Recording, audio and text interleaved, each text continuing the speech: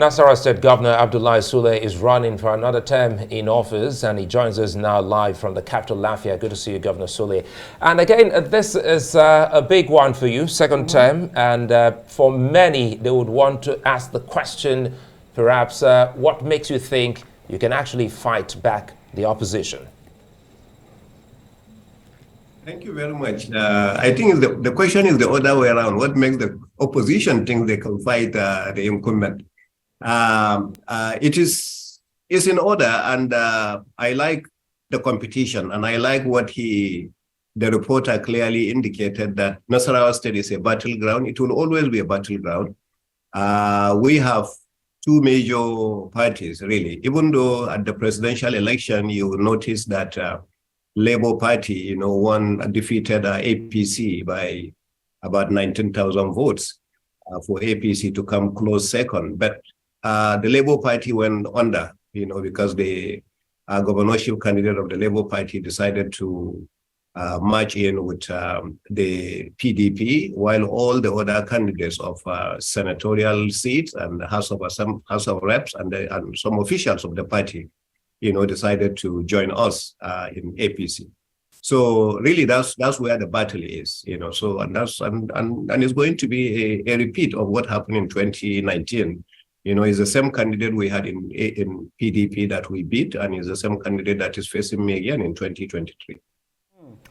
Well, I mean, after having been governor for 4 years, one would think it should really be a walk in the park for you, having impressed, supposedly, the people of Nasarawa State. Why should the people actually go to the polls and vote you back as governor? I mean, the poverty rate in Nasarawa State is said to be around 60%. Out of school children, about 187,000. Not very impressive figures coming out from Nasarawa State. Why should the people trust you again for the next 4 years? Well, you have only indicated two indices, and even those two indices you have mentioned, look at the numbers in 2019 and look at the numbers today. Are we getting better or we are getting worse? I think that's the first question. But those are not the only two indices to define the direction of an administration.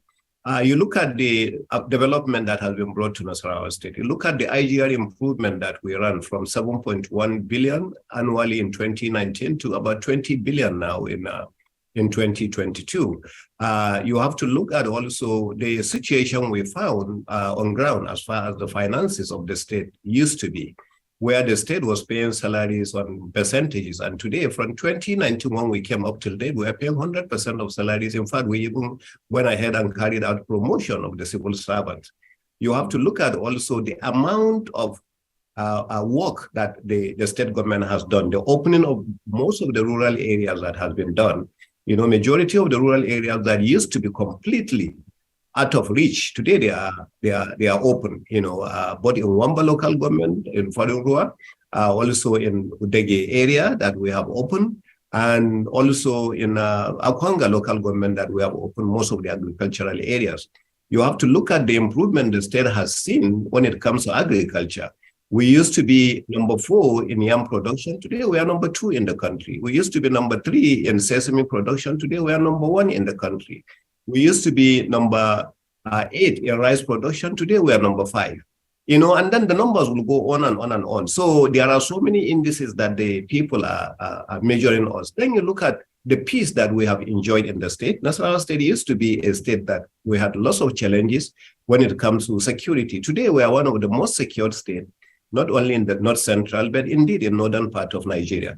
And people are very happy with the fact that that's the reason why they have been able to go back to their farms and carry out the various things that they have done. Look at the improvement that we have done in education. What was our JAM result? What it is now? Our passing mark at JAM result has improved significantly from about 46% to somewhere now around 80%. So these are the numbers. So it is not just about out of school children, like you have mentioned, or maybe the poverty rate. And your state, Nasarawa State, is one of the states many Nigerians may not know is blessed with natural resources, and just recently oil has been discovered in your state.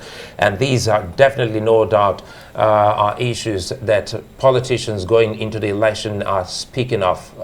Tell us what you hope to do with all the discoveries, specifically in some of the mountains in your state. You're an engineer. I'm not just an engineer. I'm an engineer that spent most of my life in the oil and gas industry in Houston, Texas, before I returned to Nigeria to become the managing director of African Petroleum, and later group managing director in Dangote Industries before I came in 2018.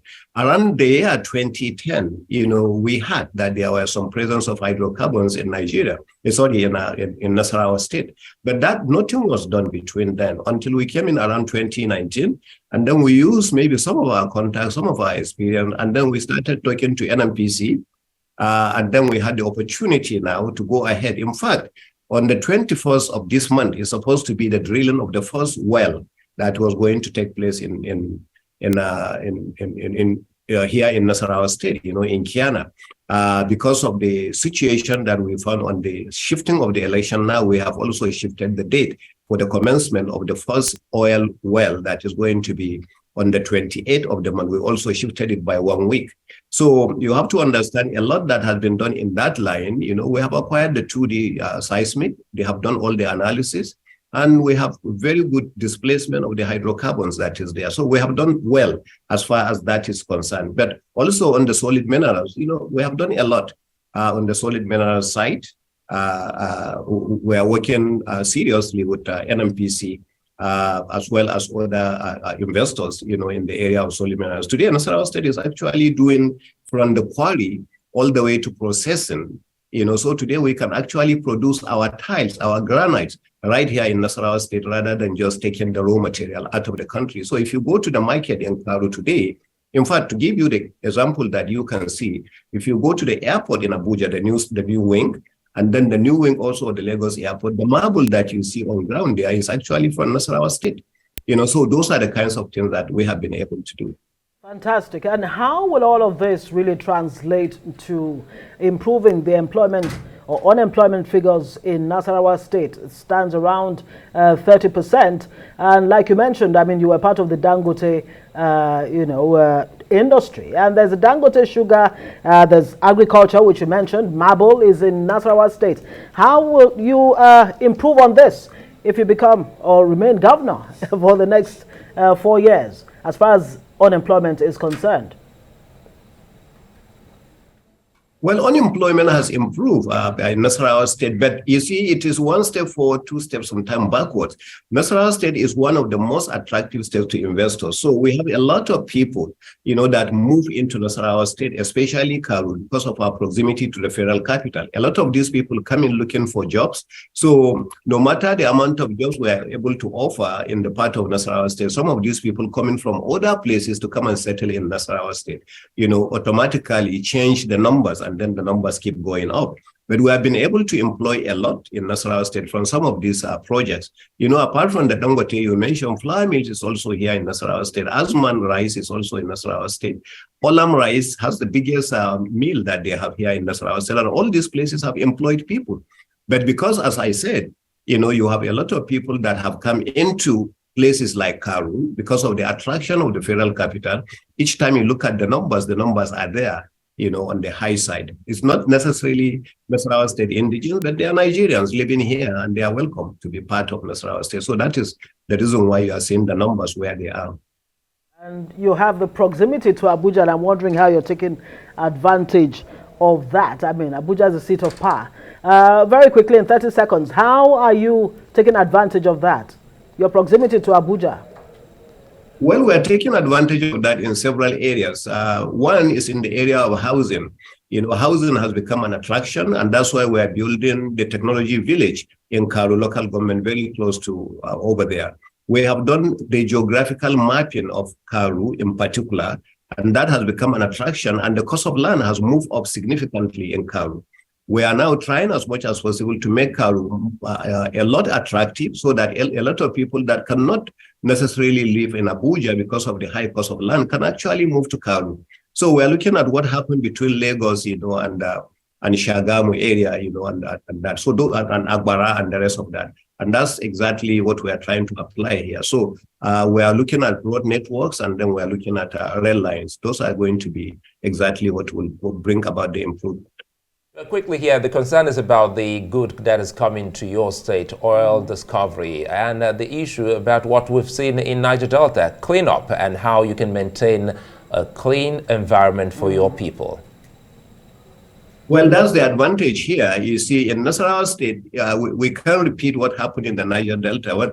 When in the 60s, when Niger Delta was started, there was no technology then, and then there were no experiences then. Today, a lot of us have more experience in it.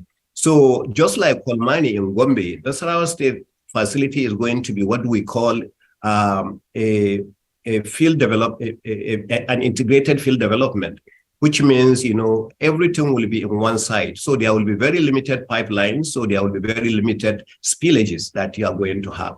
So the refinery will be on the same side, the production will be on the same side, the refining same side, power production will be there, fertilizer production will also be there. So everything will be done within the same cycle in the same area. So you are not going to have these disadvantages, of having pipelines all over the place and then spill over, and then polluting the water, polluting the environment and the rest of that. So that's what we call an integrated field development. And that's what we're approaching in Nasarawa State, rather than, what you see in the Niger Delta today.